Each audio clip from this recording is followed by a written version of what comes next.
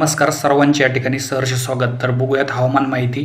सध्या जर बघितलं तर पुढच्या 24 तासांमध्ये नांदेडच्या काही भागात, परभणीच्या काही भागात, अकोलाच्या काही भागात, बुलढाण्याच्या काही भागात, त्याचप्रमाणे जर बघितलं तर इकडं अकोला, बुलढाणा, अमरावती, चंद्रपूर, गडचिरोली या भागामध्ये जे काही ठिकाणी वादळी वाऱ्यासह जोरदार या ठिकाणी पावसाच्या सरी बरसण्याची शक्यता आहे. मोठ्या प्रमाणात जर बघितलं तर या ठिकाणी पाऊस होऊ शकतो. सध्या जर बघितलं तर जे काही भागात खूप पाऊस होत आहे आणि काही भागात अत्यंत कमी पाऊस होत आहे, अशी परिस्थिती आहे.